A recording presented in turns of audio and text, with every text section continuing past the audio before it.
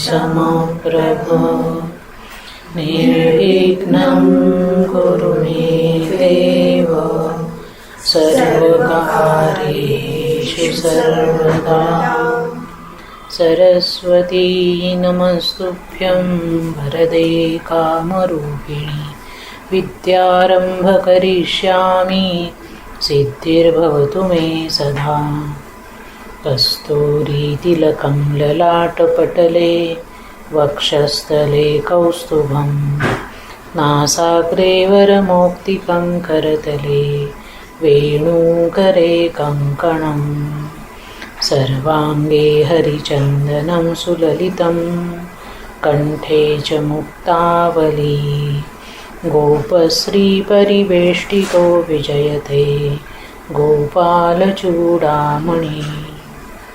कृष्णाय वासुदेवाय हरये परमात्मने प्रणतक्लेशनाशाय गोविन्दाय नमो नमः नमस्ते भगवान् व्यास वेदशास्त्रार्थकोविद ब्रह्मा विष्णु महेशानां मूर्ते सत्यवती सुत शूकरूप प्रबोधज्ञ सर्वशास्त्रविशारद एतत्कथाप्रकाशेन मज्ञानं विनाशय अलङ्कापुरी पुण्यभूमि पवित्र तिथेनान्दतो ज्ञानराजा सुपात्र तया आठविता महापुण्यराशी नमस्कार माझा सद्गुरु श्री ज्ञानेश्वरासी गोपाल कृष्ण भगवान की जय श्री ज्ञानेश्वर महाराज की परमगुरु श्रीमंत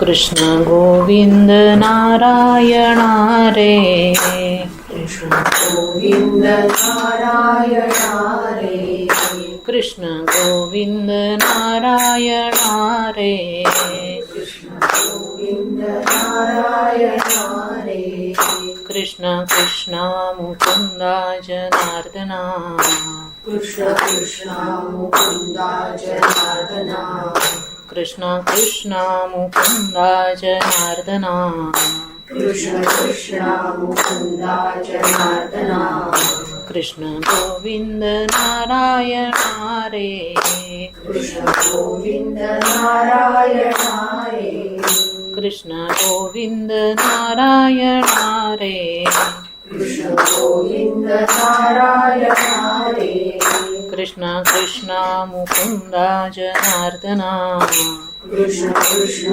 मुकुंद जनार्दना कृष्ण कृष्ण मुकुंद जनार्दना कृष्ण कृष्ण मुकुंद जनार्दना कृष्ण गोविंद नारायण रे कृष्ण गोविंद नारायण रे कृष्ण गोविंद नारायण रे कृष्ण गोविंद नारायण रे कृष्ण गोविंद नारायण रे कृष्ण गोविंद नारायण रे गोपाल कृष्ण भगवान की जय श्री ज्ञानेश्वर महाराज की जय जय जय रघुवीर समर्थ। आपण श्रीमद भागवत पुराण पाहतो आहोत आणि त्यामध्ये काल आपण प्रचेता जे आहेत त्यांचा मुलगा जो दक्ष ज्याच्यापासून सगळी प्रजा परत निर्माण झाली त्याची कथा पाहतो आहोत। हा जो दक्ष आहे या दक्षाने अनेक मुलांना जन्माला घातलं, पण त्याची जन्माला घातलेली जी मुलं आहेत ते देवर्षी नारद सगळ्यांना संन्यास देऊन टाकत होते। त्यामुळे ब्रह्माजींच्या आज्ञेने पुन्हा दक्ष प्रजापतीने मुलींना जन्माला घातलं आणि मोठ्या मोठ्या साधुपुरुषांशी सत्पुरुषांशी त्यांचा विवाह लावून दिला। त्यानंतर कश्यपजींची कथा आपण पाहत होतो की कश्यपजी जे आहेत त्यांच्या दोन पत्नी आहेत, एक आहे दिती आणि दुसरी आहे अदिती। तर दितीची मुलं जी असतात त्यांना असुर असं म्हटलं जातं आणि अदितीची जी मुलं असतात ते देव म्हटलं जातं. या देवांमध्ये सगळ्यात श्रेष्ठ असणारा प्रथम क्रमांकाचा जो देवता आहे तो आहे इंद्र. आणि त्या इंद्राला स्वर्गाचं सगळं राज्य मिळालं. राज्य मिळाल्यानंतर मात्र त्याची मती भ्रष्ट झाली आणि मती भ्रष्ट झाल्यानंतर माणूस काय विचार करतोय, काय वागतोय हे त्याचं त्यालाही कळत नाही. तर एक दिवशी देवतांचा दरबार भरलेला असताना त्या दरबारामध्ये देवतांचे गुरु बृहस्पतीजी आले. ते आल्यानंतर अपेक्षित असं होतं की इंद्रदेवांनी त्यांचं स्वागत करावं. गुरु आहेत, त्यांचं स्वागत होणं, त्यांना अभिवादन करणं ही आवश्यक गोष्ट होती. पण इंद्राने त्यांच्याकडे दुर्लक्ष केलं. बृहस्पतींना लक्षात आलं की आपल्या शिष्याला त्याच्या पदाचा अहंकार झालाय, अभिमान झालाय आणि म्हणून हा अहंकार चांगला नाही. त्याकरता त्यांनी संपूर्ण देवतांचा त्याग केला आणि इंद्राला जाताना शाप दिला की ज्या खुर्चीमुळे, ज्या ऐश्वर्यामुळे तुला भयंकर असा अहंकार निर्माण झालाय, अभिमान निर्माण झालाय, ते सगळं तुझं धन लक्ष्मी तुझ्यापासून दूर जाईल, तू दरिद्री होशील. हे ऐकल्यानंतर मात्र त्याला असं वाटलं काय होतंय, म्हणून त्याने तेव्हाही बृहस्पतींना तो शरण गेला नाही. बृहस्पती तिथून निघून गेले आणि मग ही गोष्ट दैत्यांना कळली आणि त्यांनी आपल्या गुरूंना, शुक्राचार्यांना ही गोष्ट सांगितली. त्यावेळेला शुक्राचार्यांनी सांगितलं की हरकत नाही, तुम्ही देवांवरती आक्रमण करा, कारण देवतांना वाचवणारे, त्यांना मार्गदर्शन करणारे गुरुच आता शिल्लक नाही आहेत. त्याप्रमाणे दैत्यांनी एकजूट होऊन देवतांवरती आक्रमण केलं आणि त्यांचं स्वर्गाचं राज्य त्यांच्याकडनं हिसकावून घेतलं. सगळ्या देवता ज्या आहेत त्या आता रानोमाळामध्ये फिरायला लागल्या, कारण त्यांचं पालनहारच कोणी नव्हता. मग आता असे किती दिवस जाणार. बरेच दिवस त्यांनी दऱ्या डोंगरांमध्ये, रानावनामध्ये काढली. मग मात्र सगळे एक निर्णय करून ब्रह्माजींकडे गेले. ब्रह्माजींना सगळी घडलेली घटना सांगितली. ते ऐकल्यानंतर ब्रह्माजींनी सगळ्यांची खरडपट्टी काढली की तुम्ही ज्या पदावर बसता त्या पदाचा अहंकार इतका होणं बरोबर नाही. आपण कुठल्याही पदावर जरी बसलो तरी आपल्या आजूबाजूला असणारी जी माणसं आहे त्यांचा योग्य सन्मान होणं अपेक्षित असतं. त्यामुळे तुम्ही वागलात ते बरोबर नाही. आता तुम्ही एक काम करा की एक पुरोहित मिळवा आणि त्यांच्याकडून चांगली विद्या संपादन करा. त्यांना काही काळ तरी बृहस्पतींचं आसन द्या, जोपर्यंत बृहस्पती सापडत नाही तोपर्यंत. त्याप्रमाणे देवता विश्वरूपाकडे गेल्या. आता हा विश्वरूप कोण आहे, तर हा विश्वरूप ब्रह्मनिष्ठ, ब्रह्मज्ञानी ब्राह्मण आहे, ज्याने ब्रह्मज्ञान प्राप्त केलेलं आहे आणि ब्रह्मस्वरूपामध्ये तो लीन झालेला आहे. या विश्वरूपाचा वंश मात्र शुद्ध नाही. यामध्ये देवता, मनुष्य आणि दैत्य यांचा थोडा थोडा अंश आहे. म्हणजे त्याची जी कुळ परंपरा आहे ती शुद्ध देवतांची नाही किंवा शुद्ध दानवांची नाही किंवा शुद्ध मानवाची पण नाही. तिन्हींची सरमिसळ त्याच्यामध्ये असल्यामुळे तिघांचेही गुण त्याच्यामध्ये आलेले आहेत. या विश्वरूपाला 3 मुख आहेत. तो एका मुखाने सोमपान करायचा, दुसऱ्या मुखाने सुरापान करायचा आणि तिसऱ्या मुखाने अन्न ग्रहण करायचा. देवता, मानव आणि दैत्य अशा तिघांचे गुण आलेले असल्यामुळे वेगवेगळ्या पद्धतीने तो वागत असे. देवतांनी विश्वरूपाला प्रार्थना केली की आमचे गुरुजी बृहस्पतीजी आता इथे नाही आहेत, तर तुम्ही आमचं पौरोहित्य करा, आम्हाला मार्गदर्शन करा. विश्वरूपाने आधी नाही म्हटलं, पण नंतर आपल्याला एवढ्या मोठ्या देवता विनवत आहेत तर त्यांचं म्हणणं कसं टाळायचं, बरोबर नाही, म्हणून त्यांनी त्यांचा प्रस्ताव स्वीकार केला. त्यानंतर विश्वरूपाने इंद्राला नारायण कवचाची विद्या शिकवली. आता हे नारायण कवच कुठे आहे, तर श्रीमद भागवताच्या 6व्या स्कंदामध्ये 8व्या अध्यायामध्ये हे नारायण कवच आहे.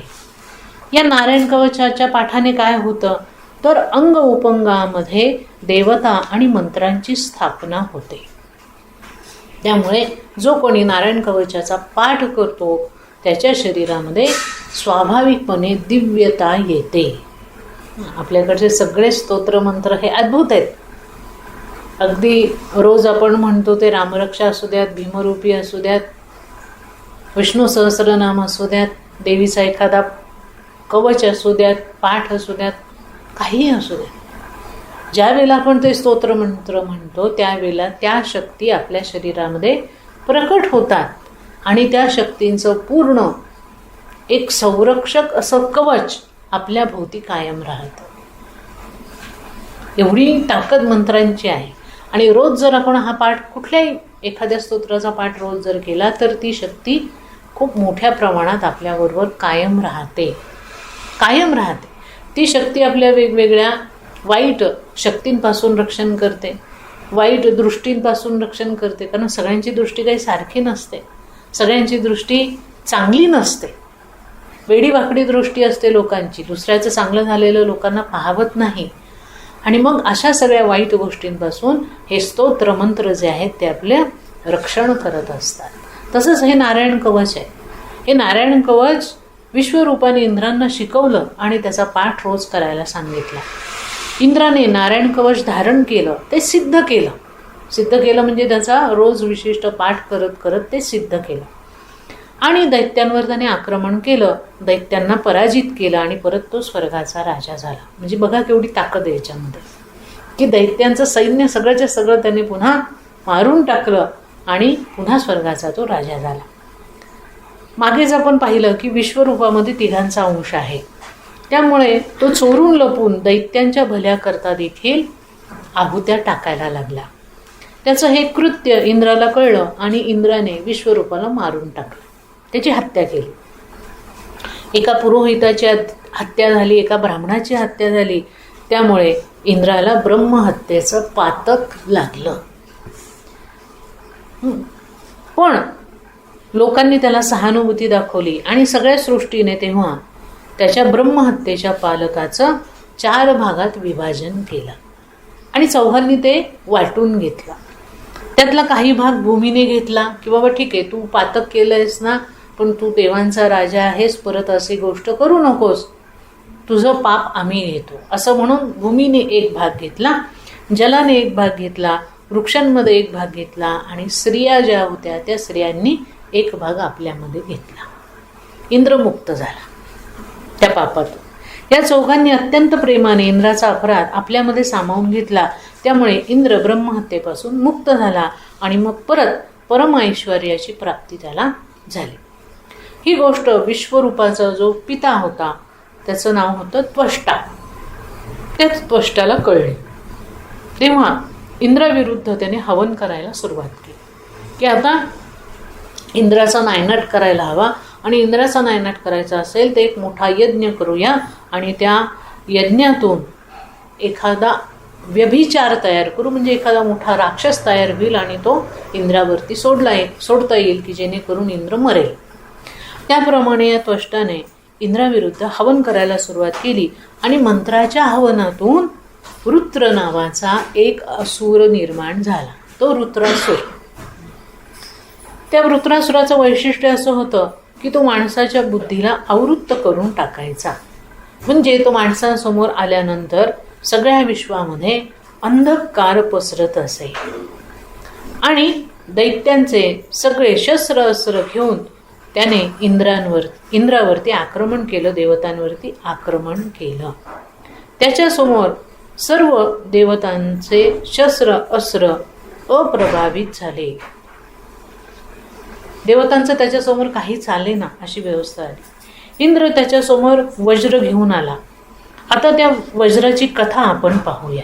तो वृत्रासुर जो आहे तो वज्र घेऊन लढायला आला इंद्राशी. मध्ये जे वज्र नावाचा हत्यार इंद्राकडे आहे ते कसं निर्माण झालं त्याची पण एक कथा आहे. तर वृत्रासुराने देवांना पराजित केलं, देवांचा पराभव केला आणि सगळ्या देवता इंद्रासहित भगवान श्री विष्णूंकडे गेले आणि त्यांना आपली दुःख कहाणी, कर्म कहाणी सगळी सांगितली. त्यावेळेला भगवान विष्णू त्यांना म्हणाले की तुम्ही विश्वरूपाला मारलंय आणि म्हणून तुझा नाश व्हावा म्हणून त्याच्या वडिलांनी हवन केलंय, त्याच्यातून वृत्रासुर उत्पन्न झालाय. हा वैदिक हवन करून केलेला मोठा शक्तिशाली अभिचार आहे. हा सामान्य असुर नाही, हा मंत्रातून निर्माण झालेला आहे, त्यामुळे याला मारणं सहज शक्य नाही. मी काही याच्यामध्ये पडणार नाही. या वेळेला मी पक्षपात करणं उचित नाही. तेव्हा तू दधीची ऋषींकडे जा आणि त्यांना अस्थी माग. त्यांनी जर त्या अस्थी दिल्या तर त्यापासून वज्र नावाचं हत्यार बनव. त्या वज्रापासूनच वृत्रासुराचा मृत्यू होऊ शकतो. देवतांनी भगवान विष्णूंची गोष्ट ऐकली, पण दधीची रुची जिवंत असताना आपल्या अस्थी देतील का याविषयी ते साशंक होते. कारण कोण जिवंत व्यक्ती आपल्या अस्थी काढून देईल? हो ना. अस्थी देणं याचा अर्थ मृत्यू स्वीकारणं. आणि प्रत्येकाला आपलं जीवन प्यारं असतं, कुणीही असू द्या. अगदी वाईटात वाईट जरी जीवजंतू असला तरी त्याला आपलं शरीर सोडवत नाही. माणसाला तर अजिबातच सोडवत नाही. तरीही सगळे देवता इंद्र दधीची ऋषींकडे गेले. त्यांना वंदन केलं. दधीची ऋषींना आश्चर्य वाटलं की कधी नव्हत इंद्र आणि देवता आपल्याकडे का आल्यावर. मग त्यांनी विचारलं की तुम्ही का आलात इथे. या सगळ्या देवतांनी त्यांना आपला उद्देश सांगितला. दधीची ऋषी त्यावर म्हणाले की हे देवतांनो, तुम्हाला माहीत नाही का की माणूस आपल्या शरीरावरती किती प्रेम करतो. साक्षात भगवान विष्णू जरी आले तरी आम्ही आमच्या अस्थी देणार नाही. या संसारमयी जगतात सगळे लोक आपल्या स्वार्थामध्ये इतके बुडालेले असतात की इतरांचे कष्ट त्रास त्यांना जाणू शकत नाही. म्हणून मी तुम्हाला माझ्या अस्थी कशा देऊ, का देऊ मी तुम्हाला अस्थी. कारण प्रत्येकजण स्वार्थाचा विचार करतो. तुम्हाला सुद्धा माझ्या अस्थी कशाला हव्या आहेत, तर स्वर्गावर तुम्हाला राज्य करायचं, तुम्हाला उपभोग भोगायचे आहेत. हो ना. दुसरं काय कारण आहे. मग तुम्ही जर तुमच्या स्वार्थाचा विचार करता तर मी नको का माझ्या शरीराचा विचार करायला, असं ते म्हणाले. देवता त्यांना म्हणाल्या की महापुरुषांचा स्वभाव आम्हाला माहिती आहे. तुम्ही महापुरुष आहात आणि लोकांच्या कल्याणाकरता महापुरुष कुठल्याही प्रकारचा त्याग करायला तयार होता. उलट त्यांना समजून सांगताय. तसंही एक ना एक दिवस प्रत्येकाचं शरीर पडणारच आहे. मग तुम्ही जर आत्ताच देह सोडला आणि त्याच्या अस्थी आम्हाला दिल्या तर त्याचा परिणाम असा होईल की वृत्रासूर मारला जाईल आणि सगळ्यांचं कल्याण होईल. दधीची ऋषी त्यांना म्हणाले की तुमच्या तोंडून धर्माची चर्चा योग्य वाटत नाही. धर्माची चर्चा कोणी करावी, जो धर्माने वागतो त्याने. ज्ञानाची चर्चा कोणी करावी, जो ज्ञानी आहे त्याने. भक्तीची चर्चा कोणी करावी, जो भक्त आहे त्याने. कुणी उठावून कुठल्याही विषयावर बोलावं हे काय आत्ताची लोकशाही नाही आहे. ज्याचा आपल्याशी काही संबंध नाही त्याच्यावर सुद्धा लोक ठोकून ठोकून बोलतात. तर दधीची ऋषी सरळ सांगतायत की तुमची लायकी नाही आहे थोडक्यात धर्मावर चर्चा करण्याची. तरी सुद्धा मी स्वतः माझं शरीर सोडून देतो आहे तुमच्या कल्याणासाठी. तुम्ही माझ्याकडे आलात, तुम्हाला मी रिक्त हस्ते पाठवणार नाही, तुम्हाला निराश करणार नाही, असं म्हणून दधीची ऋषींनी समाधी लावली आणि ते ब्रह्मावस्थेमध्ये स्थित झाले. त्यांचं शरीर सुटलं. दधीची हे महान असे शिवभक्त होते. शिवपुराणामध्ये देखील त्यांचा वारंवार महिमा वर्णन केलेला आहे. ते ब्रह्मविद्येमध्ये निपुण होते आणि त्यांच्या दृष्टीने जन्ममरणाला कुठलाही अर्थ नव्हता. अशा दधीची ऋषींच्या अस्थींपासून बनवलेला वज्र घेऊन इंद्र युद्धभूमीमध्ये आला आणि ते वज्र ऋषींच्या तपस्येने युक्त होते. तसंच भगवान श्री विष्णूंच्या द्वारा संमत केलेलं होतं. कारण भगवान विष्णूंनीच सांगितलं होतं की तुम्ही दधीची ऋषींकडे जा, त्यांनी जर त्यांच्या अस्थी दिल्या तर त्याचं ते शस्त्र बनवा. त्यामुळे विष्णूंचाही आशीर्वाद त्याला होता आणि प्रत्यक्ष दधीची ऋषी हे शिव उपासक असल्यामुळे, ब्रह्मनिष्ठ असल्यामुळे त्यांच्या ज्या अस्थी होत्या त्या सामान्य नव्हत्या, शक्तिशाली होत्या. म्हणून वज्र प्राप्त झाल्यावर सगळ्या देवता अत्यंत उल्हासित झाल्या. पण त्यांना माहिती होतं आता वज्र आपल्याला मिळालंय, त्या अर्थी विजय आपलाच होणार आहे. दैत्यांबरोबर भीषण युद्ध करायला देवांनी सुरुवात केली. ते पाहून दैत्य युद्धभूमी सोडून पळायला लागले. वृत्रासुराने त्यांना थांबवण्याचा प्रयत्न केला, पण देवतांचा प्रहार इतका प्रबल होता की दैत्यांनी वृत्रासुराचं ऐकलं नाही आणि सगळे दैत्य पळून गेले. रणांगणामध्ये एकटा वृत्रासूर इंद्र आणि सगळ्या देवतांच्या समोर उभा राहिला. आणि तो इंद्राला विचारू लागला की माझ्या भयभीत साथीदारांवरती तुम्ही शस्त्र चालवत आहात, हा देवतांचा धर्म आहे का? ज्या वेळेला रणांगणातून शत्रू पळून जात असतील तर त्यांच्यावर शस्त्र चालवायचं नसतं, हा धर्म आहे. पण ते पळून जात आहेत तरी तुम्ही त्यांना शस्त्राने मारताय, हा कुठला धर्म आहे? तुम्ही माझ्याशी लढा. त्यानंतर इंद्र आणि वृत्रासूर यांच्यामध्ये महाभयंकर असं युद्ध झालं. युद्ध करता करता त्या वृत्रासुराच्या हृदयामध्ये एका क्षणात भक्तीचा उदय झाला. त्याच्या भावसंपन्न हृदयातून उद्गार प्रकट झाले की इंद्रा, मला माहिती आहे की तुझा माझ्यावर विजय होणार आहे, पण भगवंत त्यालाच विजय देतात, त्यालाच राज्य आणि ऐश्वर्य देतात ज्याच्यावर ते कृपा करत नाही, आणि ज्याच्यावर कृपा करतात त्याचं सगळं ऐश्वर्य काढून घेतात. हो ना, आजपर्यंत आपण बघितलंय नामदेव महाराज, तुकाराम महाराज, मीराबाई, सगळ्यांचं ऐश्वर्य भगवंतांनी काढून घेतले. कुठलंही लौकिक ऐश्वर्य त्यांच्या जवळ ठेवलेलं नाही. कारण भगवंतांना असं वाटतं माझा भक्त केवळ आणि केवळ माझ्याशी संलग्न राहावा, घरदाराशी नाही, ऐश्वर्याशी नाही, संपन्नतेशी नाही. म्हणून त्याचं सगळं ऐश्वर्य आधी काढून घेतात आणि मग त्याला आपलंसं करतात. तेच इथे वृत्रासूर सांगतोय की त्यांची तुमच्यावर कृपा नाही आहे, म्हणूनच भगवंत तुम्हाला ऐश्वर्य देत आहेत, संपन्नता देत आहेत, सगळ्या प्रकारचे भोग विषय सगळं तुम्हाला देत आहेत. का? कारण भगवंतांची तुमच्यावर कृपा नाही, भगवंताची माझ्यावर कृपा आहे. असं म्हणून वृत्रासुराला दिसायला लागलं की साक्षात भगवंत त्याच्यासमोर उभे आहेत आणि त्याने 4 श्लोकामध्ये भगवंताची स्तुती केली. ते 4 श्लोक म्हणजे चतुश्लोकी भागवताचे 4 श्लोक जे आपण पूर्वी पाहिले.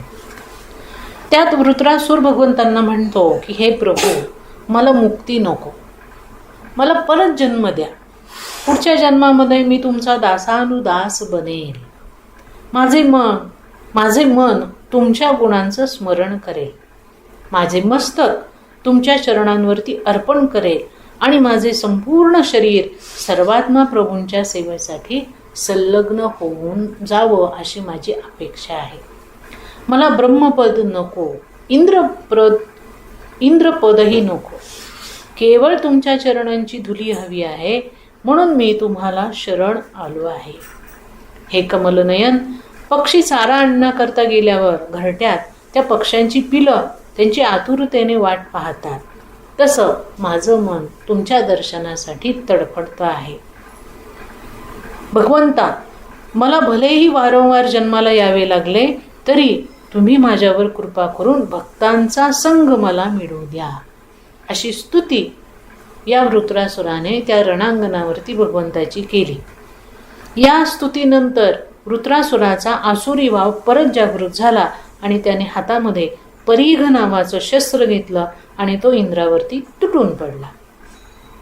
इंद्राने त्याचा हात कापून टाकला. त्याने दुसऱ्या हाताने इंद्रावर प्रहार केला आणि इंद्राच्या हातातलं वज्र खाली पडलं.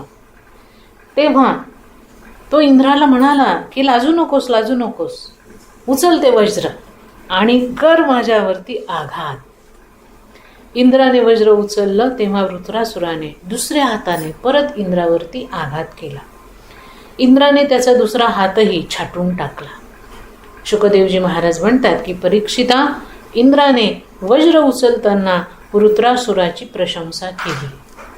आता वृत्रासुराचे दोन्ही हात छाटले गेले होते, त्यामुळे त्याने आपलं विशाल तोंड उघडलं आणि इंद्राला त्याच्या हत्तीसाहित गिळंकृत करून टाकलं. इंद्राने त्याच्या पोटात वज्राने प्रहार केला, त्यामुळे त्याचं पोट फाटलं आणि इंद्र त्या पोटातून बाहेर आला. नंतर इंद्राने त्याचं डोकं छाटून टाकलं आणि वृत्रासुराचा मृत्यू झाला. त्या वृत्रासुराच्या मृत शरीरातून एक ज्योत निघाली आणि ती भगवंतामध्ये विलीन झाली. त्यानंतर इंद्राला राज्य मिळालं, त्यामुळे देवता सुखी झाल्या, पण इंद्र मात्र दुःखी झाला. कारण त्याच्या हातून वृत्रासुराची म्हणजेच पुन्हा एकदा ब्रह्महत्या झाली होती.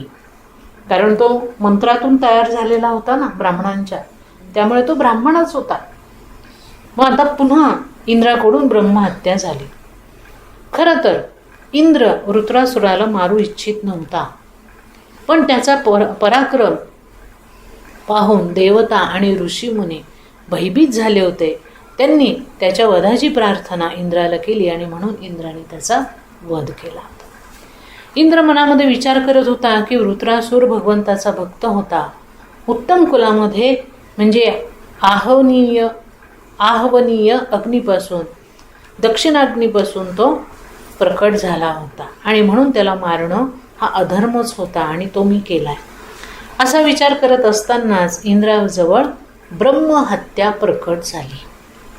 तिचं भयंकर रूप पाहून इंद्र तिथून पळाला आणि मानस सरोवरामध्ये जाऊन एका कमळाच्या जे फूल असतं त्या फुलाचा जो देठ असतो त्या देठामध्ये जाऊन लपला.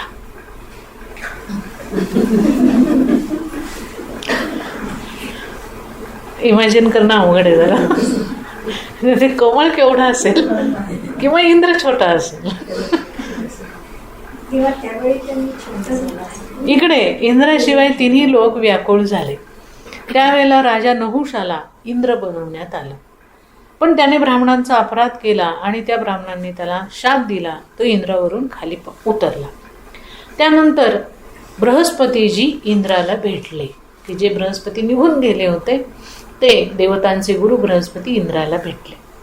या प्रसंगाचं वर्णन करताना शुकदेवजी महाराजांना राजा परीक्षिताने प्रश्न विचारला की वृत्रासूर तर दैत्य होता, देवतांशी युद्ध करत होता, मग त्याच्या हृदयामध्ये भगवंताची भक्ती कुठून आली? तो भक्त कसा झाला? हो की नाही? या प्रश्नाचं उत्तर देताना शुकदेवजी महाराजांनी सांगितलं की शूरसेन प्रदेशाची राजधानी मथुरेमध्ये चित्रकूट नावाचा राजा होता. त्याचं वैभव ऐश्वर्य भरपूर होतं.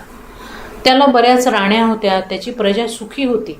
पण चित्रकेतू मात्र मनातून अत्यंत दुःखी होता. एकदा अंगिरा ऋषी त्याच्याकडे आले. राजाने त्यांचं यथोचित स्वागत केलं, सत्कार केला. त्यावेळेला राजाने नारदांनी राजाला विचारलं की राजा, तुझ्या राण्या सुखी आहेत ना? तुझी प्रजा आनंदी आहे ना? तुझे मंत्रीगण सगळे तुला अनुकूल आहेत ना? सगळं चांगलं आहे ना? का काही समस्या आहे? तू असा उदास का दिसतो? त्यावरती राजाने ऋषींना उत्तर दिलं की भगवंताच्या कृपेने निस्संदेह माझ्याकडे सगळं काही आहे, पण मला संतान प्राप्ती नाही म्हणून मी उदास आहे. त्यावेळेला अंगिरा ऋषी त्याला म्हणाले की तुझ्या भाग्यामध्ये पुत्र आहे, तो तुला सुख देईल आणि दुःखही देईल. अंगिरा ऋषींच्या आशीर्वादाने चित्रकेतूच्या मोठ्या राणीला दिवस गेले आणि तिला एक छानसा मुलगा झाला. चित्रकेतूला मोठा आनंद झाला. त्याच्या राज्यामध्ये आनंद झाला. राजाच्या सगळ्या राण्या आनंदित झाल्या. कालचक्र नेहमी बदलतं, त्याप्रमाणे ज्या राणीपासून राजाला पुत्रप्राप्ती झाली तिच्याविषयी त्याच्या मनामध्ये अत्यंतिक प्रेम निर्माण व्हायला लागलं. त्याचा परिणाम असा झाला की इतर राण्यांशी तो पक्षपात करायला लागला. मग सगळ्या राण्यांनी विचार केला की हा हिच्यावरती जास्त प्रेम का करतो? कारण हिने त्याला मुलगा दिलाय, संतान प्राप्त झाली म्हणून. त्या राण्यांनी एक दिवशी त्या बालकाला विष दिलं आणि मारून टाकलं. नाही का? बघूया आता कोणावर प्रेम करतो ते. माणसाची बुद्धी बघा कशी भ्रमिष्ट होते. सुखाच्या ठिकाणी दुःख निर्माण झालं, सगळीकडे रडारड होत होती. त्याच वेळेला पुन्हा एकदा अंगिरा ऋषी नारदांसहित तिथे आले. चित्रकेतूने त्यांना पहिल्यांदा ओळखलं नाही. तेव्हा त्यांनी त्यांना स्मरण करून दिलं की अरे, माझ्या आशीर्वादानेच तुझ्या मोठ्या राणीला पुत्रप्राप्ती झाली होती. त्यावेळेला आपल्या प्रभावाने जर मला मुलगा प्राप्त झाला तर आपण माझ्या मृत मुलाला जिवंत करू शकता, त्याला परत बोलवू शकता, तर तेव्हा तुम्ही माझी एवढी प्रार्थना ऐका, असा हा चित्रकेतू राजा अंगिरा ऋषींना म्हणाला. त्यावरती अंगिरा ऋषींनी त्या मुलाला हाक मारली आणि तो मुलगा उठून उभा राहिला आणि त्याला सांगितलं की हे बघ तुझे आईवडील आहे. तो म्हणाला हे कोणत्या जन्मातले आईवडील आहे? माझे तर आतापर्यंत लक्षावधी जन्म झालेले आहेत आणि प्रत्येक जन्मात मला आईवडील होतेच, त्यामुळे हे कोणत्या जन्मातले आईवडील मला काही आठवत नाही. त्या मुलाने असं म्हटल्याबरोबर त्या मुलाचं उत्तर ऐकल्यानंतर राजा आणि राणीच्या आपल्या मुलाविषयी असलेला मोह ममत्व नाहीसं झालं आणि नंतर तो पुन्हा मृत झाला. त्याची अंत्येष्टी करण्यात आली. त्यानंतर नारदांनी चित्रकेतूला मंत्रोपदेश दिला आणि राजाने भगवान शेषांची आराधना करायला सुरुवात केली. 7 दिवसामध्ये त्यांची आराधना सफल झाली आणि भगवंत शेषांचं दर्शन राजाला झालं. राजाने भगवान शेषांची स्तुती केली. नंतर भगवान शेषांनी चित्रकेतूला वरदान दिलं, सिद्ध पुरुष बनवलं आणि एक विमान दिलं की या विमानामध्ये तू बसत जा, तुझी इच्छा होईल त्या ठिकाणी ते विमान तुला घेऊन जात जाईल. आता पाहिजे अशी सेवा. चित्रकेतू त्या विमानात बसून संगीत ऐकत भोगविलास करत फिरायचा. एकदा हा चित्रकेतू फिरता फिरता कैलासावरती गेला. तिथे त्याने पाहिलं भगवान शिवशंकर गौरीजींना आपल्या मांडीवर घेऊन बसलेत आणि समोर अनेक सिद्ध महात्मे बसलेत. त्यांना ते तत्वज्ञानाचा उपदेश करतायत. मानवी सामान्य बुद्धी चित्रकेतूची त्याने ती घटना बघितली आणि त्यांनी त्याच्यावर आक्षेप घेतला की हे काय, तुम्हाला तुमच्या बायकोला मांडीवर घेऊन बसायचं तर एकांतात बसायला हवं ना. असं सगळ्या सिद्ध पुरुषांमध्ये बसणं बरोबर नाही. सामान्य बुद्धी आहे. इथे त्यांना शिव हे पुरुष स्वरूपात दिसत आहेत आणि भगवती पार्वती ही स्त्री स्वरूपात दिसत आहेत. खरं तर ते स्त्री आणि पुरुष नाही आहेत, ते शिव आणि शक्ती आहेत. चैतन्याजिनी शक्ती या स्वरूपात ते दोघं बसलेत, पण त्याला ते कळत नाही आहे आणि म्हणून त्याने आक्षेप घेतला. शंकरांनी केवळ त्याच्याकडे स्मितहास्य करून बघितलं आणि सोडून दिलं. ज्यांना सत्याचं ज्ञान नाही ते भरकटत राहतात, म्हणून चित्रकेतूच्या गोष्टींचा शंकरांवरती काहीही परिणाम झाला नाही. पण गौरीजींना मात्र चित्रकेतूचा राग आला की ज्या गोष्टीतलं आपल्याला काही कळत नाही त्याविषयी आपण मत मांडायचं नसतं. एवढं सामान्य ज्ञान या माणसाला कसं नाही, म्हणून तिला राग आला. आणि मग ती म्हणाली की अपराधी आणि स्वच्छंदपणे वागणाऱ्यांना दंड देण्याचा अधिकार तुला कोणी दिला? पण महापुरुषांप्रती असा अपराध परत करू नकोस. या तुझ्याकडून झालेला अपराध स्वरूप तू असुर योनीमध्ये जाशील, असा गौरीजींनी या चित्रकेतूला शाप दिला. गौरीजींच्या शापाने तो चित्रकेतू विमानातून उतरला.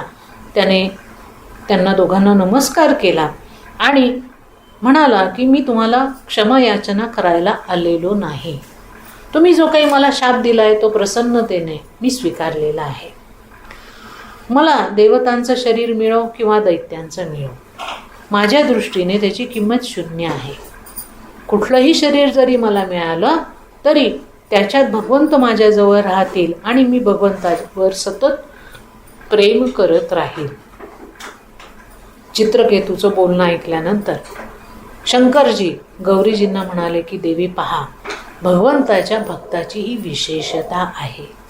तू शाप दिल्यावरही त्याच्या मनामध्ये कोणत्याही प्रकारचा द्वेष निर्माण झाला नाही. श्री शुकदेवजी महाराज परीक्षिताच्या प्रश्नाचं उत्तर देताना म्हणतात, राजन, तोच चित्रकेतू राजा वृत्रासुराच्या रूपामध्ये उत्पन्न झाला होता आणि म्हणून असुर असूनही त्याच्या हृदयामध्ये पूर्वजन्माची भक्ती तशीच राहिली होती. म्हणून त्याला मध्येच भगवंताचं स्मरण झालं. भगवंतांनी त्याला दर्शन दिलं. वृत्रासूर मारला गेला तेव्हा इंद्राने मोठा अश्वमेघ यज्ञ केला आणि परत आपल्या पदावरती तो विराजमान झाला. त्यावेळेला सगळे दैत्य असुर जंगलामध्ये भटकायला लागले. ते पाहून त्यांची माता दितीला अतिशय दुःख झालं आणि दैत्यांची दुर्दशा पाहून ती व्याकुळ झाली तेव्हा कश्यपजी तिला सांत्वना देण्याकरता काही दिवस तिच्या आश्रमामध्ये राहिले. तिने देखील कश्यपजींची मनापासून सेवा केली. त्यामुळे ते तिच्यावरती मुग्ध झाले आणि तिला म्हणाले की तुला जे पाहिजे ते तू मागून घे. कश्यपजी प्रसन्न झालेत असं पाहून दितीने आपलं मागणं मागितलं. ती म्हणाली की इंद्राने माझ्या दोन्ही मुलांना मारलंय आणि इतर मुलांना तो कष्ट पोहोचवतो आहे. तेव्हा तुम्ही मला एक अमर असा पुत्र द्या की जो इंद्राला मारू शकेल. दितीचं बोलणं ऐकल्यावर कश्यपजींनी मान खाली घातली. कारण इंद्र हा त्यांच्याच दुसऱ्या पत्नीचा आदितीचा मुलगा आहे आणि दितीला त्याच मुलाला मारण्याकरता मुलगा हवा आहे. म्हणजे त्यांचा एक मुलगा दुसऱ्या मुलगाला मारणार आहे. त्याच्याकरता सगळी धडपड चालली. त्यांना आधी या गोष्टीचं आश्चर्य वाटलं. नंतर थोडंसं दुःख वाटलं की हे काय आहे. म्हणून आपलाच एक मुलगा दुसऱ्या मुलाचा जीव घेण्यासाठी आपणच निर्माण करायचा, ही कशी विटंबना आहे.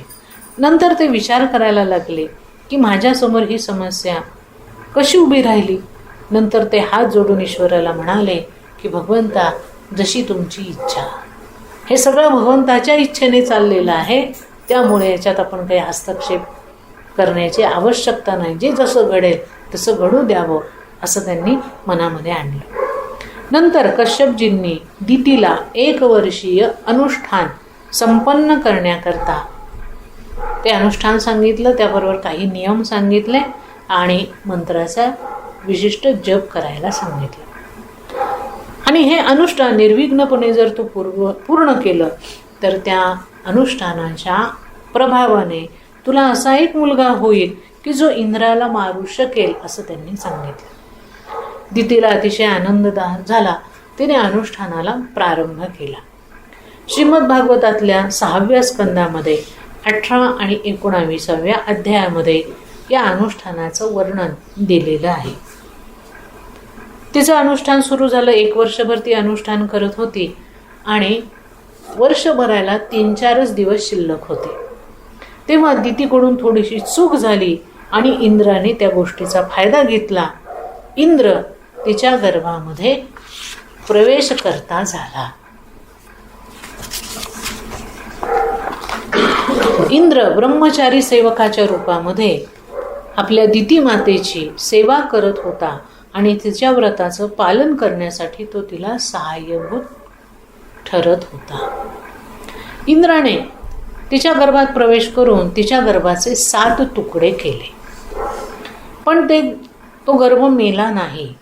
त्याने आणखीन 7 तुकडे केले, आणखीन 7 तुकडे केले. असं करत करत 49 तुकडे तिच्या गर्भाचे झाले.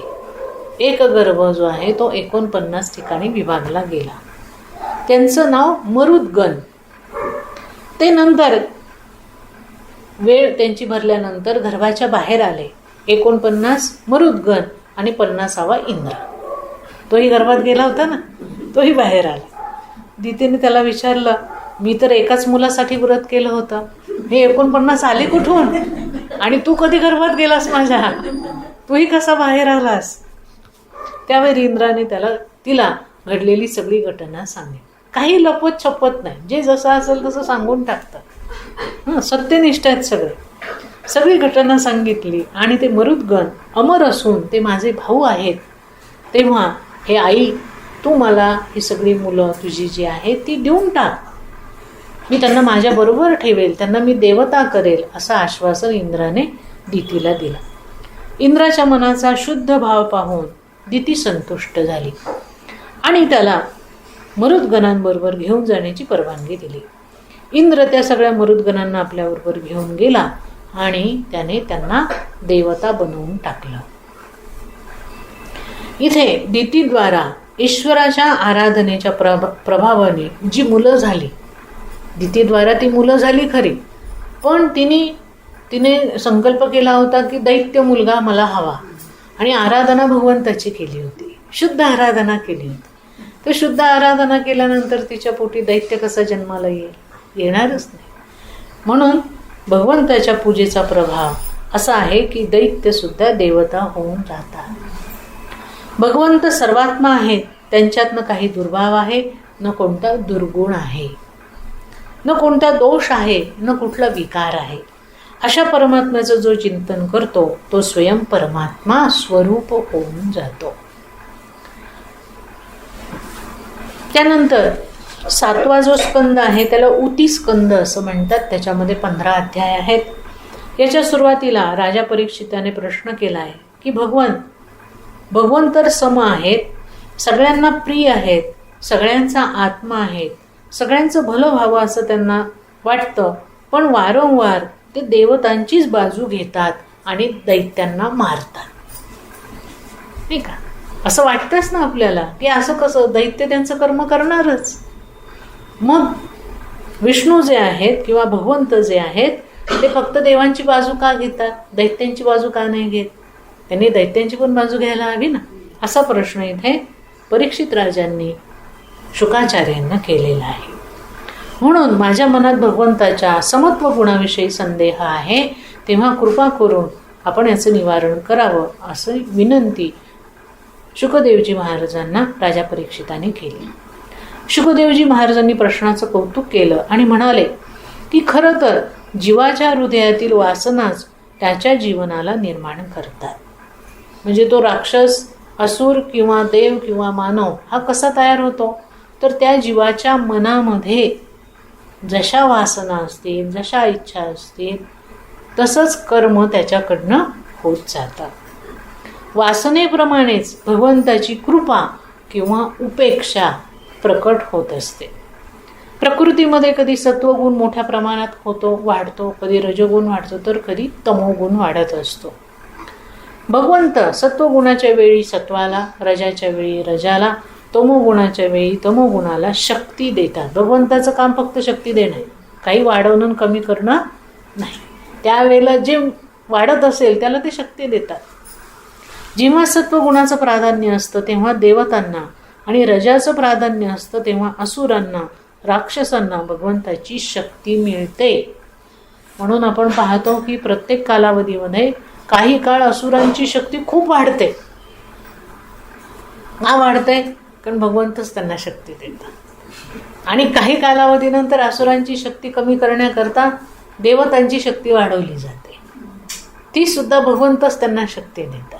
तर अशा पद्धतीने सृष्टीमध्ये या असुरी आणि सुरी या दोन्ही शक्ती ज्या आहेत त्यांचं संतुलन भगवंत कायम ठेवत असतात. खुशी आणि नाराजगी शरीराशी संबंधित असतात, पण भगवंतांना मात्र पांचभौतिक शरीराची प्राप्ती होत नाही.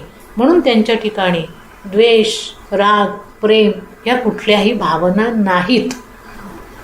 राग, द्वेष, आपलेपणा, उत्साह, निरुत्साह, आनंद, दुःख ह्या सगळ्या भावना जर पंचमहाभूतांनी बनलेल्या शरीर असेल तरच असतात. पृथ्वी, आप, तेज, वायू, अग्नी यांनी जर शरीर बनलेलं असेल तरच राग, द्वेष वगैरे दोष आणि गुण शरीरामध्ये येतात. भगवंताचं शरीर पंचभौतिक नाही, पंचमहाभूतांपासून बनलेलं नाही, त्यामुळे त्यांच्यामध्ये हे कुठलेही विकार येतच नाही. त्यांच्या दृष्टीने सगळे सारखे, देवताही सारखे आणि दानवही सारखे. श्री शुकदेवजी महाराज म्हणतात की तुझ्या आजोबांच्या राजशू यज्ञामध्ये जेव्हा शिशुपालाचा वध श्रीकृष्णांनी आपल्या सुदर्शन चक्राने केला, त्यानंतर त्याचा आत्मा देखील श्रीकृष्णांच्या आत्म्यामध्ये मिसळून गेला. खरं तर शिशुपाल राक्षस आहे, राक्षसी वृत्तीचा आहे, पण तरी सुद्धा त्याचा आत्मा भगवंताच्या शरीरात मिळाला.